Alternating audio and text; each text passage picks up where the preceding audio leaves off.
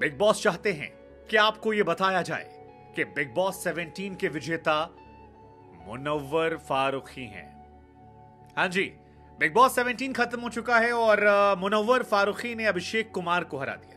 हो सकता है शायद आपको थोड़ा झटका लग जाए, लेकिन अगर आपने इस साल का बिग बॉस नहीं फॉलो किया है तो हम आपको बता दें कि बिग बॉस का ग्रैंड फिनाले खत्म हो चुका है और 5वें नंबर पर यहां पर हैदराबादी भाव हमारे रहे। उसके बाद अरुण के बाद 4 नंबर पर हमारी अंकिता लोखंडे रही, जिन्हें तमाम लोगों ने माना था कि शायद वो नंबर 1 बन सकती हैं, लेकिन उनका फैन बेस शायद नजर नहीं आया और इसी वजह से वो चौथे नंबर पर फिनिश करती हैं। 3 नंबर पर प्रियंका चोपड़ा की दूर की बहन मनारा चोपड़ा फिनिश करती हैं।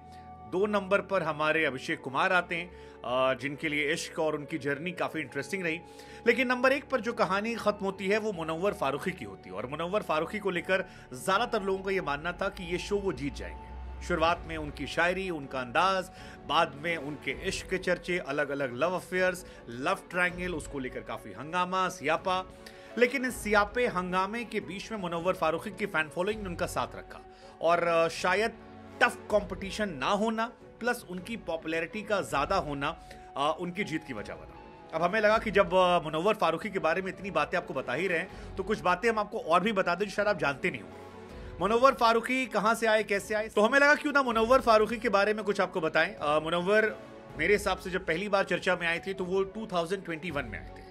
2021 में मध्य प्रदेश की पुलिस ने मुनव्वर फारूकी को हिंदू देवी देवताओं का अपमान करने के आरोप में गिरफ्तार किया था। दरअसल मुनव्वर लगातार स्टैंड अप कॉमेडी में पॉलिटिकल मुद्दों को इशू बनाते थे और शायद यहीं से उनको लेकर काफी लोग उन पर नाराज हो गए। 2020 में भी मुनव्वर पर हमला हुआ था। यूट्यूब पर एक वीडियो अपलोड करने के बाद काफी हंगामा हुआ था। मुनव्वर वो शख्स हैं जिन्होंने तमाम चीजें कम उम्र में देख ली है। मुनव्वर फारूकी का पूरा नाम जो है वो मुनव्वर इकबाल फारूकी है और गुजरात के जूनागढ़ की इनकी पैदाइश है। हिंदू देवी देवताओं का अपमान करने का इन पर आरोप लगा था। गुजरात के दंगों में कहा जाता है इनका घर जो था वो तबाह हो गया था, जिसके बाद परिवार समेत ये मुंबई शिफ्ट हो गए थे। मुनव्वर केवल 12 साल के थे जब इनकी मॉम की डेथ हुई थी। इसके बाद जब फादर भी बीमार पड़े तब मुनव्वर ने परिवार की जिम्मेदारी संभाली और उसके बाद जैसा कि वो बताते हैं कई जगह छोटे मोटे काम किए। हालांकि मुनव्वर पर यह आरोप भी लगे बिग बॉस में कि अपनी बेबसी की कहानियों को उन्होंने खूब बेचा, जिसमें बर्तन की दुकान पर काम करना हो, जिसमें छोटे मोटे काम करना हो।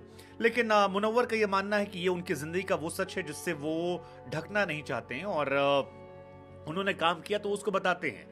वो कहते हैं कि जिंदगी में उनकी मुस्कुराहट के पीछे एक गहरा दर्द है जो जिंदगी ने उन्हें सिखाया है और उस सबक को वो साथ लेकर चलते हैं। उसी मुनव्वर ग्राफिक डिजाइनर भी रह चुके हैं, लेकिन पहली बार रियलिटी शो लॉकअप से वो बड़े पैमाने पर चर्चा पे आए थे। लॉकअप में वो जीत कर आए थे।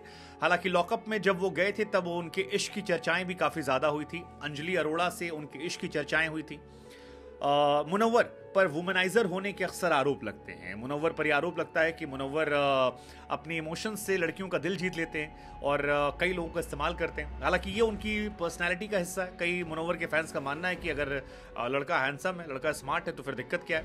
लेकिन कुल मिलाकर मुनव्वर के अप्स एंड डाउन्स के बीच में ये शो उनके इर्द गिर्द रहा और मुनव्वर की हिस्ट्री बिग बॉस में 2 तरह से देखी जाएगी। पहली, 8-9 हफ्तों तक बिना कंट्रोवर्सी के मुनव्वर फारूकी उन लोगों में थे जिनका किसी से विवाद नहीं हो रहा था। हर इंसान से उनके बनकर चल रही थी, हर इंसान से उनके रिश्ते जो थे वो बने हुए थे, शानदार तरीके से काम चल रहा था। लेकिन 8 हफ्ते के बाद मुनव्वर फारूकी के रिश्ते सबसे खराब और उनकी जिंदगी में जब उनकी पर्सनल लाइफ को शामिल किया गया तो वो काफी ज्यादा कंट्रोवर्शियल हो गया था। लेकिन मुनव्वर को उनके फैंस और उनके चाहने वालों ने काफी सपोर्ट किया और इसी का असर था कि मुनव्वर लगातार जब भी बिग बॉस में पॉपुलैरिटी मीटर निकलता था तो वो हमेशा टॉप पर होते थे। और अगर आपने बिग बॉस का सीजन फॉलो किया है तो आपको ये समझ में आएगा कि मुनव्वर शुरुआत से ही नंबर 1 बने हुए थे और उनके अलावा कोई दिख नहीं रहा था जो इस सीजन में उन्हें टक्कर दे सके। एक दो लोग जो थे वो पहले ही बाहर हो गए थे। फिलहाल मुनव्वर फारूकी इस शो के विनर बन चुके हैं और उनके फैंस काफी खुश हैं। मुनव्वर ने शुरुआत में ही कहा था कि जो ट्रॉफी है वो डोंगरी जाएगी और डोंगरी अब वो ट्रॉफी लेकर जाएंगे। साथ में एक गाड़ी जो है वो भी उन्हें मिली है। इस साल बिग बॉस ने 50 लाख रुपए का पुरस्कार और एक क्रेटा कार ये दिया गया है। मुनव्वर की एक बच्चा भी है। मुनव्वर एक ये भी आरोप मुनव्वर पर था कि एक अंडर एज लड़की से शादी की थी उन्होंने, बाद में बच्चा हुआ, उसने कहीं और शादी कर ली, फिर उनकी ज़िंदगी में नाजिला आई, आयशा, यहाँ भी बनारस चला था।